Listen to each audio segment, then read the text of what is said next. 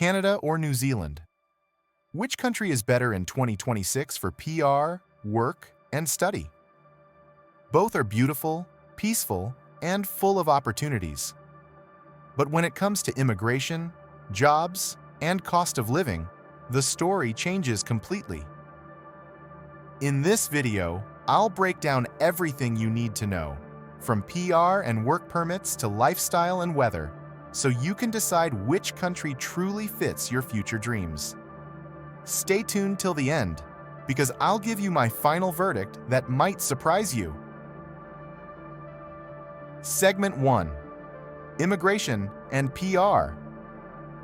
Let's start with the most asked question. Which country gives permanent residency faster? Canada's Express Entry system is one of the world's most transparent immigration programs. You get points based on your age, education, experience, and IELTS score. If your CRS score is high enough, you can get PR in just 6 to 12 months. Plus, Canada plans to invite over 465,000 immigrants per year, so your chances are better than ever. New Zealand also has a points-based system, but it's a bit slower and more selective. PR usually takes 12 to 24 months, and it's easier mainly for healthcare, trade, or engineering professions. Verdict: if you want fast and high-volume immigration, Canada wins. But if you prefer a smaller, peaceful country with less competition, New Zealand is a great choice. Segment 2. Work permit and job market. Next, let's talk about jobs and work permits. Because getting a PR is one thing, but finding a job is another story. In Canada, the job market is strong in IT, engineering, healthcare, and construction. You can apply for work permits like LMIA, Post-Graduation Work Permit, or IEC. Average salary ranges between 60,000 to 80,000 Canadian dollars per year. But yes, competition is increasing, especially in big cities like Toronto and Vancouver. In New Zealand, work-life balance is excellent. Most people work 37 to 40 hours per week. Jobs are in demand in nursing, agriculture, tourism, and trades. Average salary: 55,000 to 75,000 New Zealand dollars per year. You can get an accredited employer work visa if your employer is approved by the government. Verdict: if your focus is career growth and higher income, go for Canada. If you want a peaceful, relaxed lifestyle, New Zealand wins here. Segment 3. Study opportunities. Now let's compare education and study options. In Canada, more than 600,000 international students are studying here. Top universities include Toronto, McGill, and UBC. Students can work up to 20 hours a week, and after graduation, you can get up to 3 years of post-graduation work permit, which leads directly to PR. In New Zealand, smaller country, but with world-class universities like Auckland and Otago, tuition is slightly more affordable than in Canada.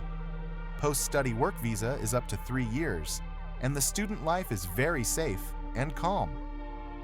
Verdict: if your goal is global exposure and PR after studies, Canada is best.